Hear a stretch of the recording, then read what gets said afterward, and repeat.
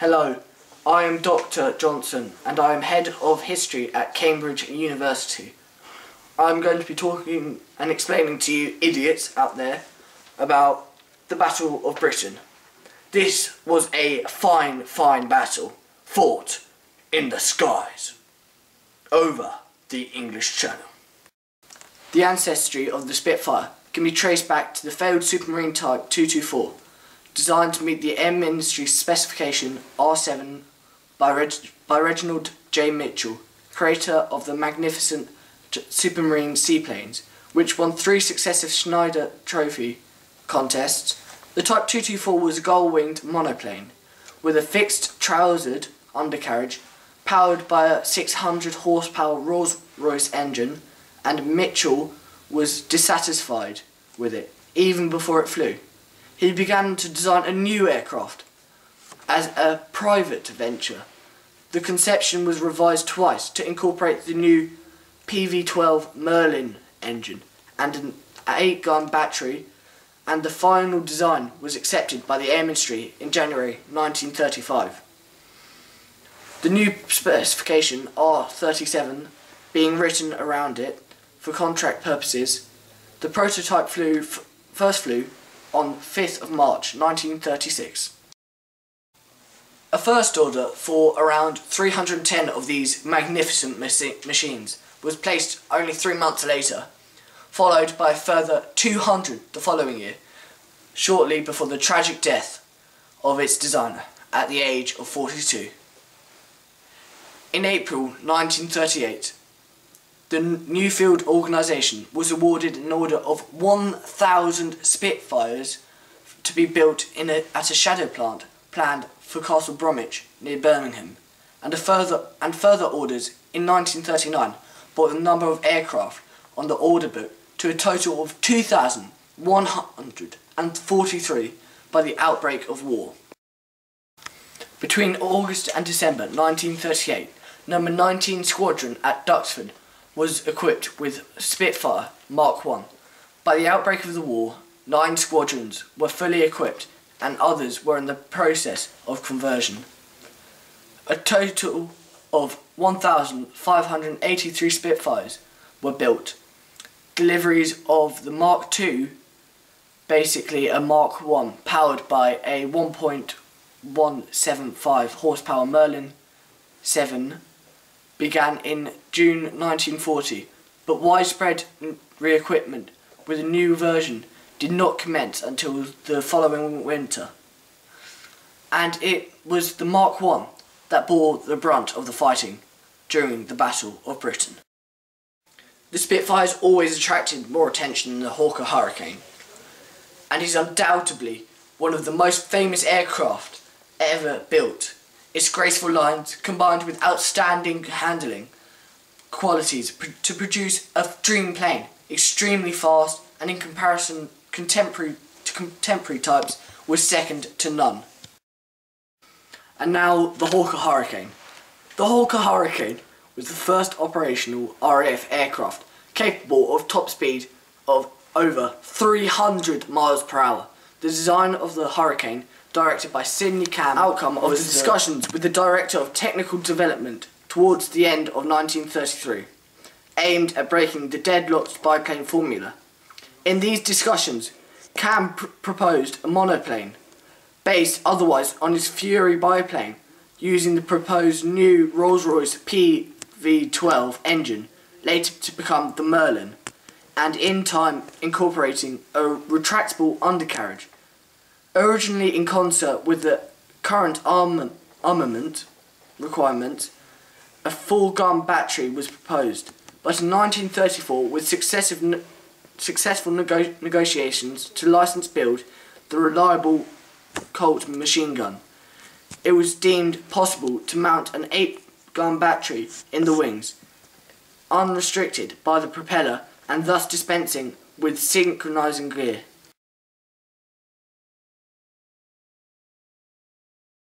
A total of 1,715 Hawker Hurricanes flew with fighter command during the period of the Battle of Britain, far in excess of all other British fighters combined.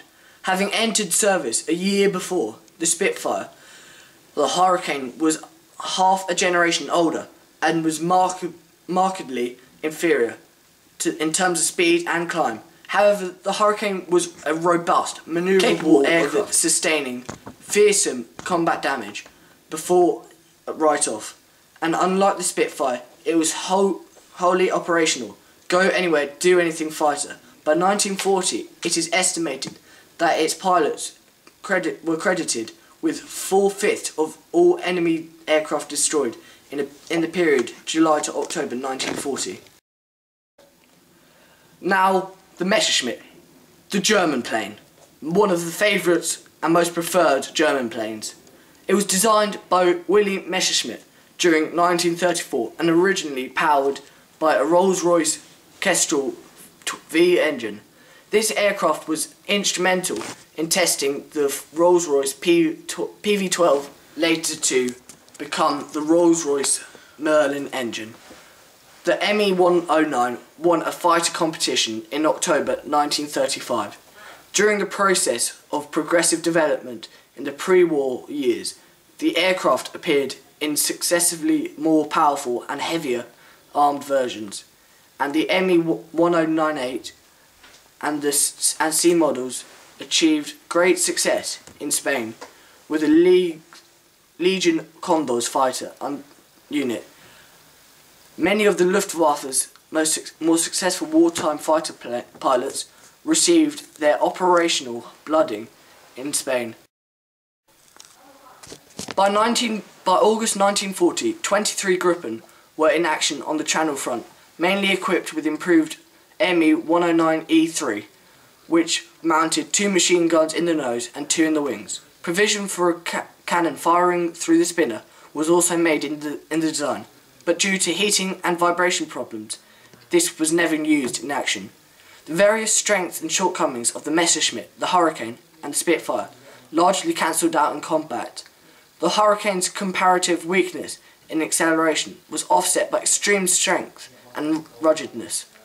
This was little to choose between the Spitfire and the Me-109 between 12,000 and 17,000 feet. But above 20,000 feet, the Messerschmitt was undoubtedly the better machine. It dived faster than its opponents, but required much more physical effort to fly. The weak, narrow undercarriage caused many accidents, but despite this, and the cramped cockpit, the aircraft was popular with its pilots. All of these planes were very important in the Battle of Britain, but what was more important for Britain was the radar. The radar was a newly developed thing and was used around the coast of Britain. There was one massive disadvantage though, that it could not see planes that were inside the country. It could detect all planes that were flying over the channel and tell roughly what numbers they were in, but it couldn't detect anything behind it. This meant that once German planes got over the radar, British planes did not know where to fly, and could cause the British many problems. But the British did a good job of fending off the Germans with their highly popular and superior planes under 20,000 feet. The radar was used by sending out a radio wave to detect planes, and judging on the time that the signal bounced back would be calculated to find the number of planes, the distance, and also what size planes there could be. Also, the British had highly superior commanders to the German ones. The German ones didn't exactly know what they were doing. At the beginning, they had a good plan, that the bombers would fly over with the Messerschmitt at roughly about 20,000 feet above sea level. If the bombers were attacked, the Messerschmitts would dive down, attacking anything that was attacking their bombers. But fortunately for Britain, not many bombers got through. This meant that the British really were also doing their job well, were using their incredible manoeuvrability to avoid the Messerschmitts that they could see diving. But when this plan didn't work, the German leaders decided a new plan, for the Messerschmitts to fly but side by side with the bombers. This meant the Messerschmitts had to fly a lot slower to get a lot more damage. This meant that the pilots were really unhappy with it, but they had to go. It was their commander that said. But this tactic worked effectively, and during the nights the Germans would bomb main cities in Britain. But the British won in the end, after a good, hard, long-fought battle, due to their superior planes and the disadvantage for the Messerschmitts flying below 20,000 feet. The British destroyed the Germans, and that is my section over. Goodbye. Hello, I'm Dr. Strawberry, and today I'll be talking about the new weapons used in World War II. Firstly, I'll be talking about the Czechoslovakian Besa Mark III tank machine gun used by the British Army. It appeared in 1940 and had a rate of fire of 450 to 550 rounds per minute. This weapon was mounted on the top side of a tank and fires a 7.92mm cartridge. The British chose this gun as it cut down on production time, costs, and allowed them to be put into the field quickly. Next, we have the Bren light machine gun. It was adopted in 1913 and used by a lot of British Army troops. It was brought to the British Army's attention by the Czechoslovakian ZB-VZ/26 light machine gun. But unlike the ZB-VZ/26, the Bren fired a .303 rifle cartridge. Used a lot by British foot soldiers and was able to be mass produced very quickly. It made its first appearance in the field in 1938. Now we have the Lancaster submachine gun. This gun came about when the British needed a reliable frontline submachine gun. So a local British designer built a weapon based on the German MP-28 submachine gun. It fired a 9x19mm cartridge and quality materials to give a reliable and professional finish. However, it required materials that were expensive and production was slow. Next, we have the iconic Sten submachine gun / carbine or machine carbine. Designed by the British, it was born in a time when there was a desperate need for reliable and professional firearms. It was cheap to produce and simple. Now we have the PIAT. P-I-A-T. This is a rocket-propelled grenade system, or RPG, highly respected by its users for its ability to defeat armoured targets on the battlefield. It was quick, easy to assemble, and easy to operate, giving the British an edge on the battlefield when up against armoured targets. Now we have the cruiser tank Mark VIII. Cromwell was one of two design proposals to replace the British Army's Crusader series of tanks. This design was built with the Rolls-Royce Meteor engine. It featured 5 road wheels on each side, some frontal armour and a 6-pounder cannon. Later upgraded to a 75mm cannon, it also had 2 7.92mm anti-infantry guns, one mounted in the turret and the other below the hull. On the bow of the hull, the first tanks appeared in the ranks in 1943.